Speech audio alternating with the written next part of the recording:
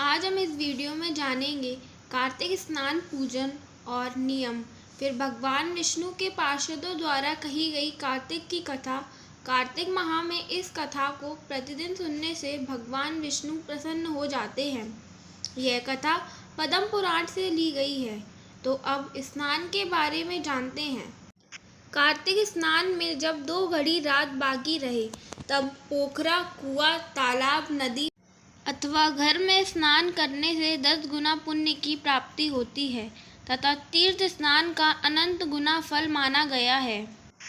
फिर तीर्थ देवताओं को अर्घ दें, फिर श्री विष्णु को अर्घ प्रदान करें, फिर राधा सहित श्री कृष्ण को अर्घ दें।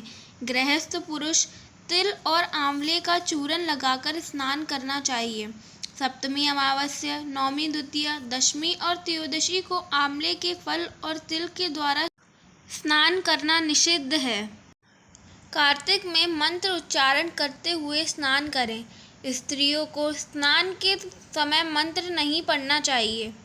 घर में स्नान के बाद पहले देवताओं और फिर पितरों का तर्पण करें। फिर व्रती मनुष्य पवित्र वस्त्र धारण करके फिर श्री हरि का पूजन करें। गंध, पुष्प और फल से अर्घ निवेदन करें। श्री भगवान का पूजन करके हरि प्रिय तुलसी की पूजा करें।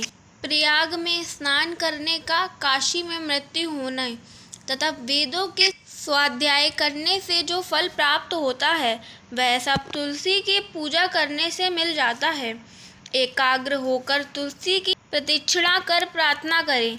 हरि प्रिय तुलसी देवी, पूर्व काल ये देवताओं ने तुम्हें उत्पन्न किया है। मुनीश्वरों ने तुम्हारी पूजा की है। तुम्हें बार बार नमस्कार है। मेरे सब पाप हर लो। कार्तिक व्रत के नियम: अन्नदान देना, गौओं को घास अर्पण करना, दूसरों के दीपक जलाना, इससे धर्म की प्राप्ति होती है। बुद्धिमान पुरुष दूसरों का अन्न, दूसरों की शैया, दूसरे की निंदा और दूसरे की स्त्री का सदा ही परित्याग करे। कार्तिक में तो विशेष रूप से त्यागना चाहिए। व्रती को भूमि पर सोना चाहिए। पत्तल में भोजन, दिन के चौथे पहर में एक बार अन्न ग्रहण करना चाहिए। कार्तिक व्रत करने वाला प्याज, लहसुन, हींग, गाजर, मूली, नालिक और साग खाना छोड़ दे। लौकी, बैगन, कुमेड़ा, बथुआ और सोड़ा कैथ भी त्याग दें। कार्तिक में तेल लगाना, खाट पे सोना, दूसरे का अन्न खाना त्याग दें। अब सुनते हैं भगवान विष्णु के पार्षदों द्वारा कार्तिक माह की कथा। एक बार ब्राह्मण धर्मदत्त ने भगवान विष्णु के पार्षदों से पूछा। वे बोले, भगवान विष्णु को प्रसन्न करने वाला समस्त साधनों में से कौन सा साधन उत्तम है?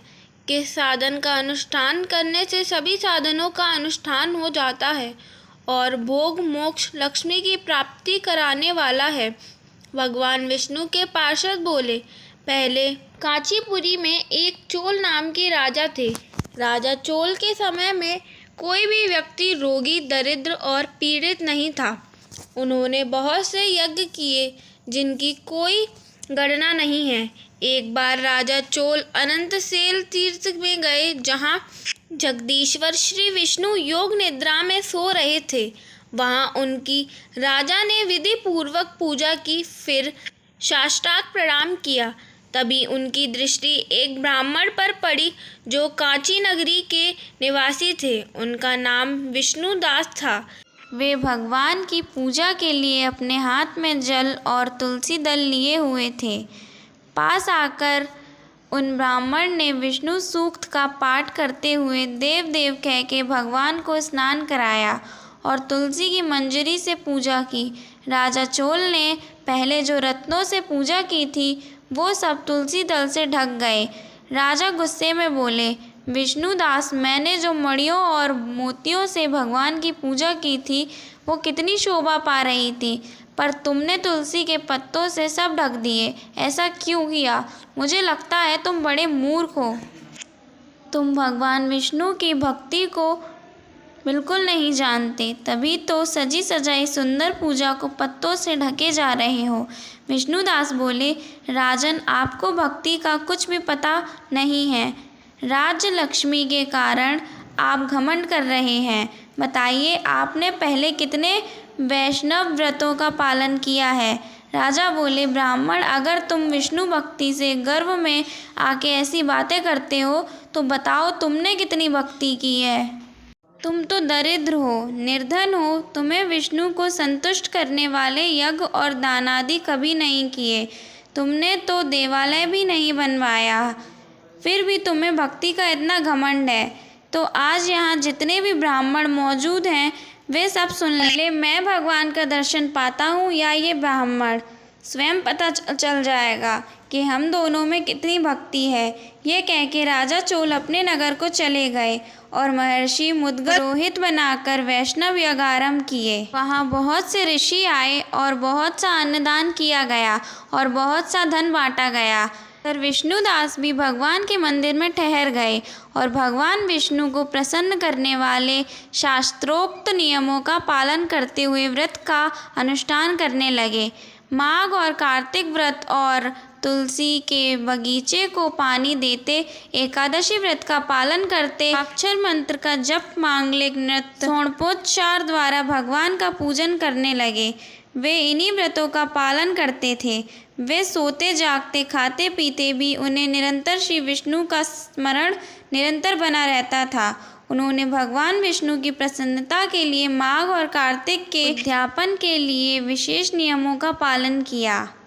इस तरह राजा चोल और विष्णुदत्त दोनों ही भगवान की आराधना करने लगे। दोनों ही अपने अपने नियम पालन में लगे हुए थे। एक दिन की बात है, विष्णुदास ने भोजन बनाया पर उसे किसी ने चुरा लिया। विष्णुदास ने देखा भोजन गायब है, पर दोबारा भोजन नहीं बनाया, क्योंकि ऐसा करने पर शाम की पूजा को समय नहीं मिलता। दूसरे दिन फिर भोजन बनाया और भगवान विष्णु को भोग लगाने गए, तभी फिर कोई सारा भोजन हड़प ले गया। इस तरह लगातार 7 दिनों तक कोई आकर उनका भोजन चुराता रहा। इससे विष्णुदास का बड़ा विस्मय हुआ। वे विचार करने लगे, ये कौन रोज आकर मेरी रसोई ले जाता है और इस स्थान को भी छोड़ नहीं सकता, क्योंकि नियम ले चुका हूँ और बिना हरि को खिलाए पहले भोजन कैसे कर लूँ। आज ये छिपके देखूँगा। फिर भोजन बना के वहीं छिपके खड़े हो गए। इतने में ही एक चांडाल दिखाई दिया जो भोजन लेने आया था। वो भूख के मारे दुर्बल दिखाई दे रहा था, शरीर में हड्डियां ही दिखाई दे रही थीं। उसने भोजन उठाया और चल दिया। विष्णुदास को उस पे दया आ गई। वे बोले, ठहरो ठहरो, क्यों रूखा सूखा ले जाते हो, ये घी तो ले जाओ। चांडाल ने विष्णुदास को अपनी ओर आते देखा तो वह बड़े वेग से भागा और मूर्छित होकर गिर पड़ा। विष्णुदास ने जब उसे बेहोश देखा तो उसके पास पहुंचकर अपने वस्त्र से उस पर हवा करने लगे। तब वह खड़ा हुआ तो विष्णुदास ने देखा वह चांडाल नहीं, साक्षात नारायण है। शंख चक्र गदा शूल लिए सामने विराजमान है। अपने प्रभु को सामने देख विष्णुदास सात्विक भाव से वशीभूत हो गए। वे स्तुति और नमस्कार करने में भी समर्थ न हो सके। उस समय इंद्रादि देवता भी आ गए, ऋषि मुनि भी वहां पहुंच गए। चारों ओर गीत और मंगलों की ध्वनि होने लगी। भगवान विष्णु ने कार्तिक व्रत का पालन करने वाले विष्णुदास को छाती से लगा लिया और उन्हें अपना ही रूप देकर वैकुंठ धाम को चले गए। उस समय यज्ञ दीक्षित राजा चोल ने देखा विष्णुदास विमान पर बैठकर विष्णु के धाम जा रहे थे।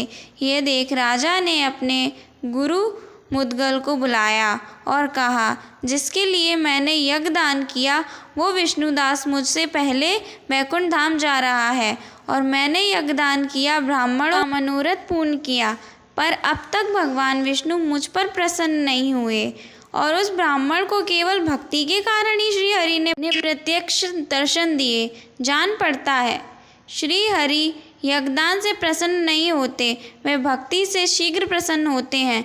यह कहकर राजा ने अपने भांजे को राजगद्दी पर बिठा दिया और स्वयं यज्ञशाला में गए। वहाँ ऊंचे स्वर में इस प्रकार बोले, भगवान विष्णु आप मुझे मन क्रम वचन द्वारा स्थिर भक्ति दीजिए। यह कहकर अग्नि में कूद पड़े। राजा जैसे ही अग्नि में कूदे उसी समय भगवान विष्णु प्रकट हो गए। उन्होंने राजा को छाती से लगा लिया और राजा को विमान पर बिठा लिया। उसे अपने ही समान रूप देकर बैकुंठ धाम को प्रस्थान किया। ब्राह्मण विष्णुदास और राजा चोल दोनों ही भगवान के पार्षद हुए और जय विजय की तरह ही भगवान के द्वारपाल बन गए। भगवान विष्णु के पार्षद ब्राह्मण धर्मदत्त से बोले, जो व्यक्ति कार्तिक स्नान, पूजा, एकादशी व्रत और माघ मास का स्नान करता है वो श्री हरि के लोक को जाता है। भगवान विष्णु के पार्षद बोले, कार्तिक माह में इस कथा को प्रतिदिन सुनने से मनुष्य भगवान विष्णु के सायुज्य को प्राप्त कर लेता है और वैकुंठ धाम को जाता है। जय श्री हरि, जय श्री राम।